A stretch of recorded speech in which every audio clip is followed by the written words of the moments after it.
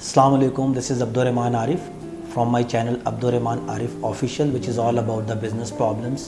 और हम एक सीरीज़ पे बात कर रहे हैं which is all about the shareholder value, कि हम कैसे शेयर होल्डर की वैल्यू इंक्रीज़ कर सकते हैं.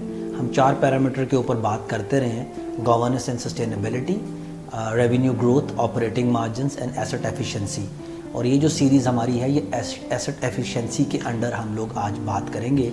और आज का जो टॉपिक है हमारा वो रियल स्टेट एंड इंफ्रास्ट्रक्चर्स हैं, कि हमारे जो एसेट्स हैं उसमें हमारी जो रियल स्टेट्स एंड इंफ्रास्ट्रक्चर्स हैं, अगर हम इनके ऊपर बहुत डीपली काम करना शुरू करें तो आप इसको प्रोडक्टिव कर सकते हैं और अपने बिजनेस को इसका बेनिफिट दिला सकते हैं. सो लेट्स डिस्कस अबाउट कि ये रियल स्टेट और इंफ्रास्ट्रक्चर में क्या आता है. वो तमाम के तमाम एसेट्स जो आपके बिज़नेस में इस्तेमाल हो रहे हैं in the form of property, और वो रियल स्टेट कहलाती है. और एक तो फैमिली बिजनेस के अंदर मैं यहाँ पे ये भी पॉइंट ऐड कर दूँ कि कोशिश किया करें कि पर्सनल एसेट्स और बिज़नेस एसेट्स को सेग्रीगेट कर लिया जाए, ताकि हमें पता हो कि मेरे कौन से असासे ऐसे हैं जो बिज़नेस के इस्तेमाल के लिए हैं और कौन सी प्रॉपर्टीज़ ऐसी हैं जो मेरे इस्तेमाल के लिए हैं. खैर इसमें बाकी चीज़ें भी आ सकती हैं, बट आज के टॉपिक से रेलेवेंट जो हमारी चीज़ें हैं वो रियल स्टेट एंड इंफ्रास्ट्रक्चर्स हैं. सो रियल स्टेट में आपकी लैंड्स हैं, आपके उसके ऊपर बने हुए स्ट्रक्चर्स हैं. तो इंफ्रास्ट्रक्चर्स के अंदर तमाम फैसिलिटीज़ हैं आपके आपका वो तमाम सपोर्ट सिस्टम है जो आपको हेल्प कर रहा होता है कि जिसने आपको बिज़नेस के प्रोसेसेस को रन करने में हेल्प करना है. तो हम इन दोनों पे बात करेंगे. तो फर्स्ट वो talk about the real states. सबसे पहले तो आप ये कोशिश करें कि आपके पास जो नॉन प्रोडक्टिव रियल स्टेट है उसको किसी तरह से प्रोडक्टिव रियल स्टेट में कन्वर्ट किया जाए.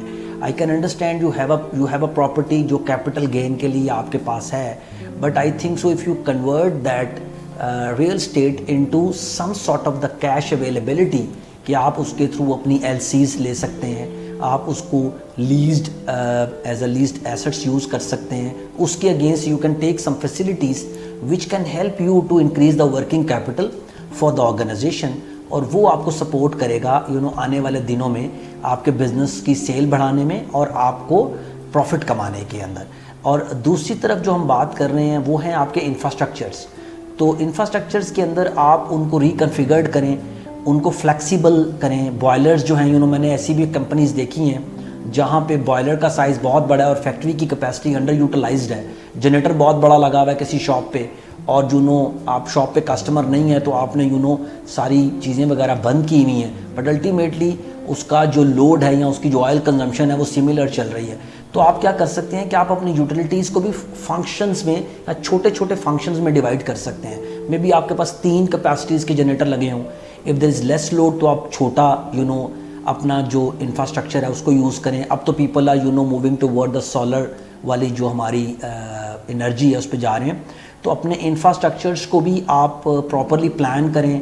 जितने भी आपके पास फैसिलिटीज़ हैं, आपके पास एनर्जी रिसोर्सेज हैं, उनको डाइग्रेस करके उनको आप छोटे छोटे फंक्शंस में डिवाइड करें, ताकि आप अपनी रिक्वायरमेंट के मुताबिक उनको यूज़ कर सकें. अदरवाइज़ क्या होगा कि आपके पास बिल्स ज़्यादा होंगे, आपकी फ़िक्स कॉस्ट या आपकी वो वाली जो प्रोडक्शन वेरिएबल कॉस्ट है, डायरेक्ट वेरिएबल कॉस्ट, वो बढ़ना शुरू होएगी, और उसके बाद आपके प्रॉफिट्स के अंदर जो है वो प्रॉब्लम्स होना शुरू होएगा. And definitely when the cost is up तो आपकी प्राइस अप होती है. तो प्राइस अप होती है तो आप दोनों तरफ लूज़ करते हैं. एक तरफ तो आपका प्रॉफिट भी लूज़ होता है, बट सेकंड तरफ आपका मार्केट शेयर एंड सेल्स भी लूज़ होती हैं. तो इन दोनों एरियाज़ पे काम करके आप बहुत अच्छे तरीके से अपने एसेट्स को यूटिलाइज़ कर सकते हैं, and that can add a huge value to the shareholders. So keep in touch with me. इंशाल्लाह ताला आने वाले दिनों में हम फर्दर डिस्कस करेंगे around this topics. Thank you very much.